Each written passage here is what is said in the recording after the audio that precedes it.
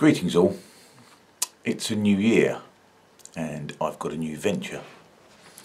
It's a radio show, or podcast if you like. Now because I have such trouble navigating my way around a keyboard with my big fat sausage fingers, I am reliant on the skills of others to do all the technical wizardry which is involved in getting something like this off the ground. Fortunately, I have at my disposal one such technical wizard, and it was his idea to expand the remit of the channel in this direction. I've spent a lot of time just talking to camera, but it's probably time that I started having some discussions, or even just some conversations, and I wanted to have in-depth conversations, and not 5-minute sound bites. So he came up with this idea and we decided to put it together, and because he is not only a technical wizard on such things, he is also a very intelligent chap who likes to discuss these things in depth as much as I do.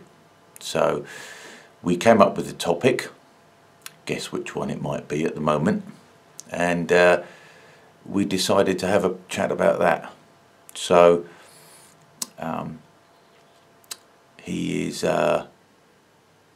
calls himself a reluctant Remainer, so it made for an interesting discussion, and I hope you enjoy it, and I hope you get some value out of it.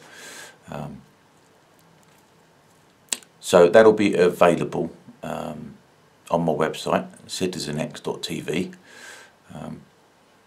and hopefully this will be the start of a long running thing.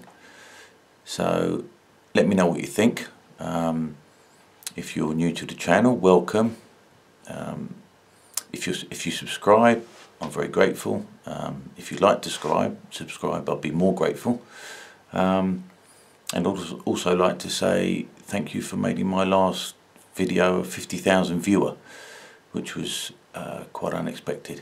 So thank you all for that, and I'll speak to you next time.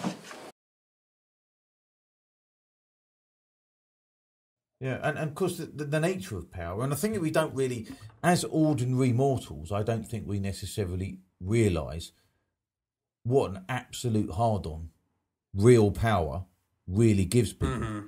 You know, I don't think we, as normal people, we don't ever realise that. Yeah, I mean, I can't say I've ever been in a position of absolute real power.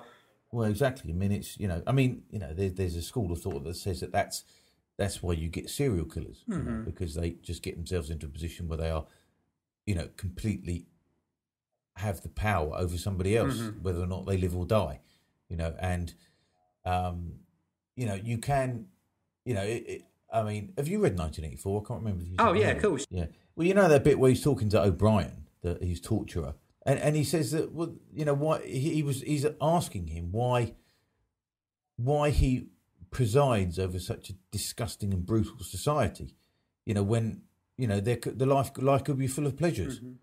and he says, well, the reason is power. Yeah, for power's sake. Yeah, power is the biggest aphrodisiac there is. Mm-hmm. And nobody ever seizes power with the intention of relinquishing Mm-hmm.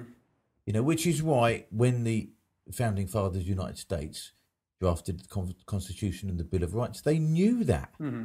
They knew that deeply, that that's what would happen if they didn't put all those checks and balances in. They just knew that that's what happens.